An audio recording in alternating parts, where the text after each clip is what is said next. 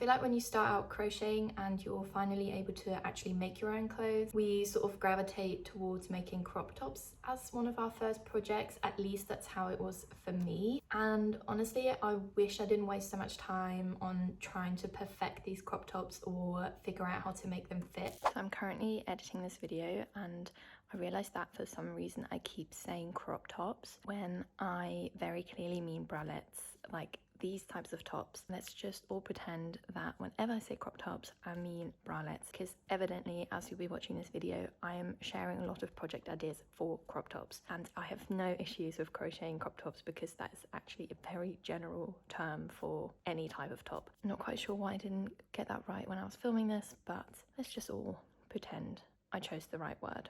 Because I actually think they are quite a hard project to make, especially when you're first starting out. Just generally being able to fit them to your proportions. So I really wanted to share some other project ideas that you can make instead of a crop top, both for beginners and also for anyone who's already a pro at crocheting. So I really just wanted to share some inspiration for projects that you can make instead. That is not to say that there's anything wrong with crocheting crop tops. There are so many cute tops that people have made, but if you are like me and you do struggle making them for yourself or are just really stuck for some ideas, then this is the perfect video for you. I will be going through a range of different types of projects, through some clothing, accessories, home items. I'm going to try and give you some free patterns alongside these project ideas as well, so you can actually have a tutorial or pattern to make them yourself. I wasn't able to find patterns for all of the ideas that I'm mentioning, but I tried to give you something similar so you can modify them and make them fit your ideas as well. So let's go through clothing first, just because this is what I enjoy making the most, and I think it's just the most fun to make clothing pieces because the gratification you get from finishing something and being able to wear it out is just huge. The first thing I want to mention is granny squares, and I'm actually thinking about making a separate video for just granny squares specifically because I find them to be so versatile, and they're just the best thing to teach yourself how to make if you are a beginner. The possibilities with making granny squares is just endless. You can make tops, jumpers, trousers, skirts, literally anything, but tops in particular I enjoy making the most, and you have such great options with this. You can make a vest or a top that's made out of smaller granny squares, so you make the granny squares separately and then you add them on together into a top shape, or you just work on a singular granny square and you make it wide and long depending on how long you want the piece to be. You can also extend the granny squares with just normal double crochet, triple crochet, whatever, and make it into a dress or add other sort of interesting details to it. I really love making granny square jumpers, and I really want to make a cardigan this year as well, and even just using granny squares to make the body and crocheting or even knitting the sleeves in a solid color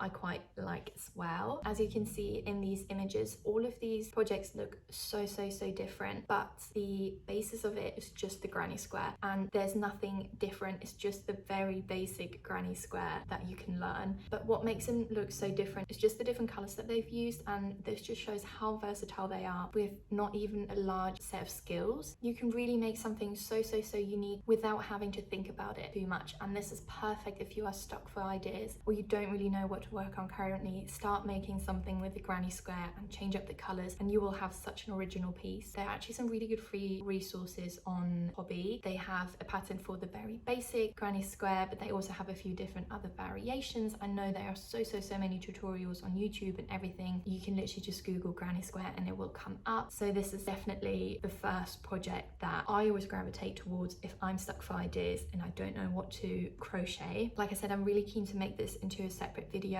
and chat through more detailed project ideas that you can make with granny squares. But moving on from the granny square top, I think a really easy project to work on is a bandeau top, and this is also a great alternative for the traditional crop tops that we see a lot. Really, if you think about it, this is so simple. If you are just making a plain bandeau top, all you're doing is knitting in the round from bottom to top, top to bottom, whatever, or you can crochet widthwise, so you make a way around. Start with a chain however long you want it to be on your body and you make your way around, and that is it. If you do feel like you want to change it up a little bit, there's these really cute twisted tops that you can make as well. You can kind of see how these would be a bit trickier to fit to your body specifically, but still you are just twisting your project, and that is it. I'm going to do a little speed round of tops that I've seen. For these I don't have specific patterns, but they are sort of built on a general skill set of crochet that you can then really modify and make to your individual body or your aesthetic and style. This first one is very similar to the bandeau top, but instead of just making a square, you are adding sort of a decreased halter neck. This top I really love because it adds together a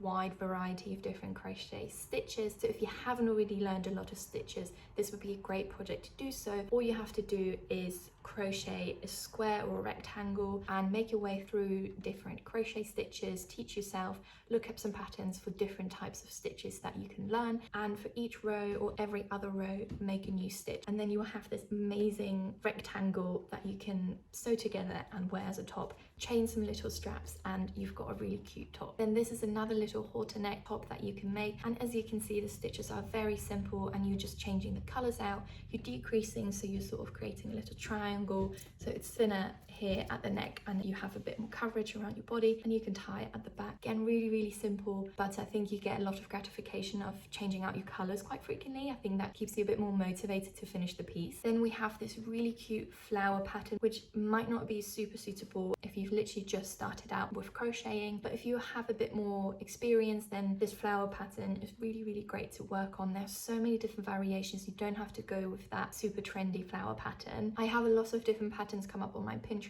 which show sort of different mesh or different little holes that you can make to create these floral designs, and this is so fun to modify and create your own piece with once you've taught yourself how to make these stitches. Then something super fun to work on is just a crochet vest. This is perfect if you want to make something that's really wearable and that you can style in lots of different ways, but you don't really want to commit to crocheting a jumper because honestly that takes time, and if you are just starting out you don't want to really commit to something that's going to take a lot of time because you will get discouraged and you're not going to finish it and you might never pick up your hook ever again. So let's avoid that, and I would really recommend making a vest. There's different types of skill levels to how you can make this. Once you've found yourself a really good pattern, again this can be modified. You can create color blocks, you can make different patterns such as checkerboard, and you can even create your own little graphic through like a pixel design. Honestly, the possibilities for this are endless. Then this little vest I really love because the construction of it is very simple, and you're only really decreasing or splitting your project to create the v-neck. Everything else is just crocheting again in different stitches, but not too varied. It looks like it's just a variation of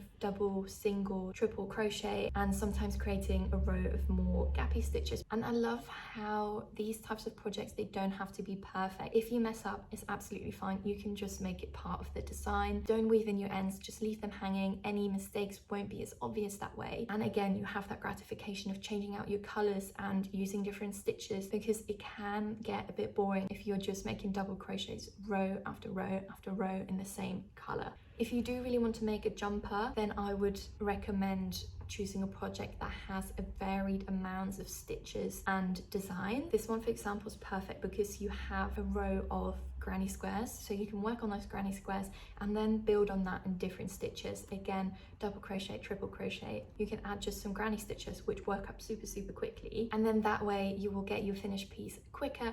I know it's not always about speed, but for me generally if something takes too long and I'm working on something that I find boring, I'm not going to finish it. So do yourself a favor, choose something that you're really excited about. Choose something where you're going to learn something, because I find that learning process kicks something off in your brain and it just makes you enjoy the process so much more. Then the last type of tops I want to talk about is raglan, and this is something that I've actually learned recently myself as well, and I can really recommend it. It's a really quick way to work up a jumper, and it's perfect for beginners because you are able to try on your project as you go. You start crocheting from the top down, so as soon as you've made your armholes you can actually just try it on, make sure that everything fits right, so you're not wasting a lot of time on a project that eventually won't even fit you. This is the tutorial that I've used myself and I found it really helpful. I have since modified the instructions a little bit to also fit my needs, but if you are a beginner, I would really recommend this. There are, again, lots of other resources, so obviously I would encourage you to do your own research and see if any other tutorials or instructions are more clear to you. But again, this is so versatile. You can make those cropped little sleeves, what they called, like shrugs, which have been super trendy. You can continue down to make a top. I even continued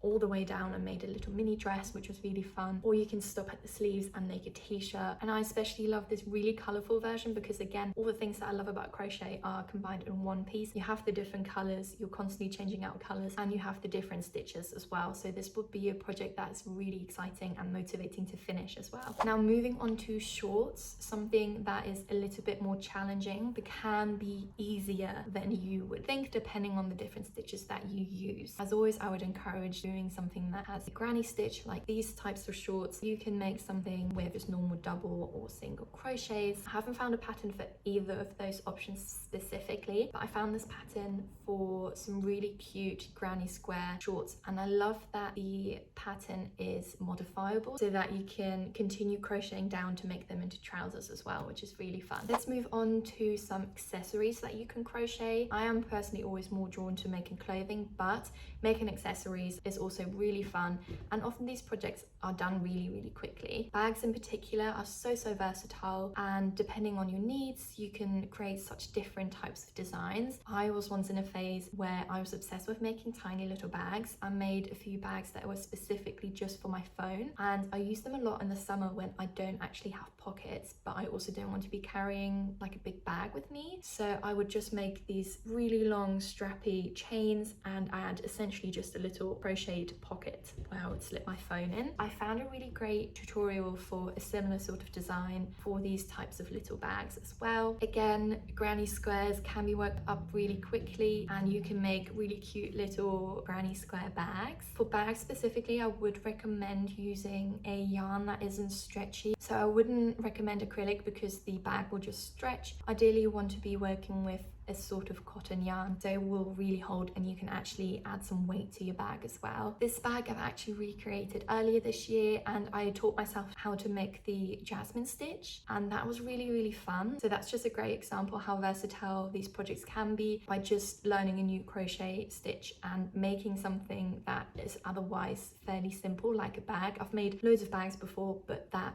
stitch specifically created such a beautiful and exciting new design. Something that I really want to make more of is scarves. I'm sort of foreshadowing to one of the upcoming project ideas, but a long sort of tapestry crochet project that you can then just wear as a scarf. I absolutely love that, especially if your design has a main focus at the bottom at each end, so that when you're wearing it as a scarf, it sort of grabs people's attention quite nicely. Again, also granny squares, you can just make one row or a couple rows and it works up super quickly. And I specifically love this pattern that I've saved on my Pinterest for literally the last 2 years, and I think every winter I tell myself I'm going to make it and I never have. But it is this amazing granny stitch scarf which has tassels at the bottom, and I just think it's the cutest thing. Moving on to a super classic project, which is hats. Surprisingly, this isn't something I made when I first started out. It's something that I made more recently. Last winter specifically, I worked on a lot of hat designs. I feel like they seem like such simple and easy projects, but I'm quite funny with headwear and what types of hat fit my features. So I've personally always found hats to be a little bit of a challenge. There are so many fun things you can make. You can obviously make that classic beanie design. Again, so many amazing tutorials online, and even though I'm not one to wear bucket hats, that's just the type of headwear that does not work for me. These bucket hats have been on my Pinterest for so long. I'm obsessed with the color and these stripy sort of designs that they've created. I think the cotton yarn really made such a difference with this project specifically, and you can just be creative with the type of yarn you use and the colors that you use. Sort of think outside the box. I personally would have never thought to create these sort of gingham stripy designs for a bucket hat, but it looks amazing. I also really love these granny stitch balaclavas. Again, just not something that I can pull off, but I really love the look of them. I think they are fairly easy to figure out. You know how to do a granny stitch. You can sort of observe these images, think about the construction of them, and it seems to be an easy project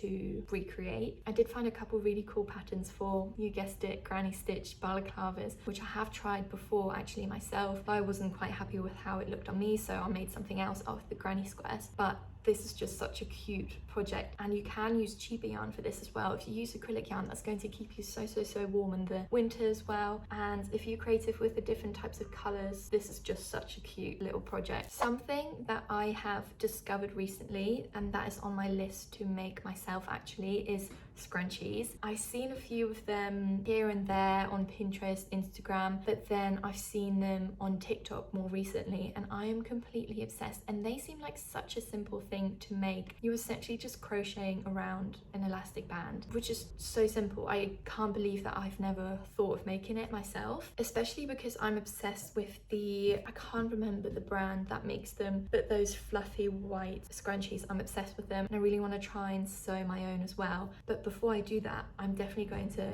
give the crochet scrunchies a go. Also, I've been wearing my hair up a lot and slicking it back, but because I have short hair, when I put it up in a bun, there isn't a lot there. My bun is like tiny, so I was thinking if I then add scrunchie to my bun, it would just make it a bit fuller and look quite cute. I'm talking about this like it's revolutionary, and it's not been a trend for the past 2 years. But anyways, really easy, fun, beginner friendly project. Of course, you don't only have to make things that you can wear. There's so many cute home items that you can crochet as well, and I'm actually going to start with probably the more challenging one, which is tapestry crochet. I've seen so much of it on TikTok. There are some amazing tapestry crochet artists. I've actually made a few tapestries myself. I have a big one sat in my whips, which I think I started last winter, and I've never finished it. We have, of course, also the goose tapestry up there as well, which I absolutely love. But these are really cute little items to add around your home. You can make little quotes or little graphics. To make these tapestries, you're basically following a pixel design, and there are a lot of designs already on Pinterest that you can recreate. It is really fun to make your own ones, and I once got into such an obsession with creating these graphics myself. I use the website Stitch Fiddle, and basically on there you can make your own pixel design depending on the amount of stitches, how big you want it to be, all that kind of stuff. There are a few tutorials as well that you watch and teach yourself how to use it. I personally just did it by trial and error and had a little play around with it, and it is so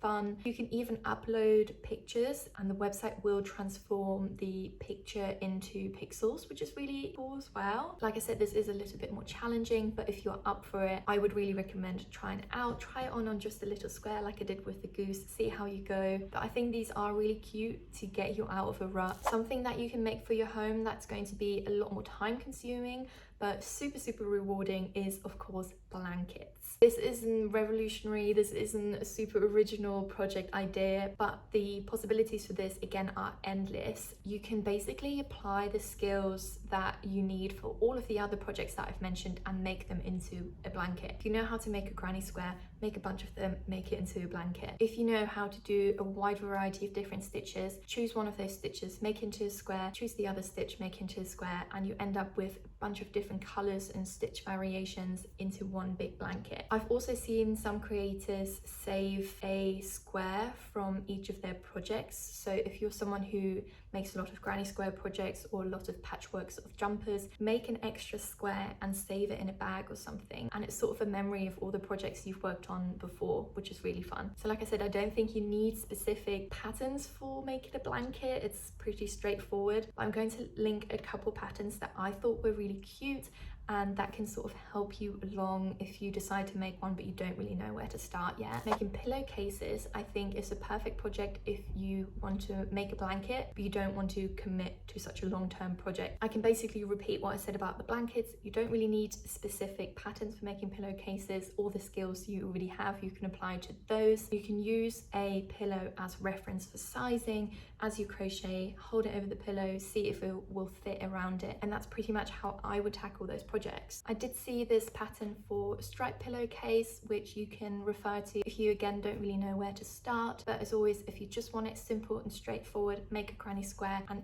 add as many rows as you need to cover a pillow. I've actually made a pillowcase before where I used up a bunch of scrap yarn and I created different checkerboard piles, and then I've sewed them together and made them into a pillow. And that's actually still one of my favorite projects that I've ever made, which is criminal because I don't make any homeware items ever. So that should really be a sign that I need to get into that lane a bit more. Now, the last thing I'm going to mention is coasters and oven mitts. I have to say, just as a disclaimer, for these projects, please make sure you use the right yarn that can endure a high amount of heat. I wouldn't suggest making coasters or oven mitts with just acrylic yarn because it is going to burn and you're going to burn your hands, or the hot mug that you put on your coaster is going to burn the coaster. I absolutely love the look of handmade oven mitts and coasters around the home. It's something that just makes the space feel so homey, and they are so quick and easy to work up as well. If you have a bunch of yarn laying around from a project that you did before and you don't know what to make with it, create a cute little oven mitt and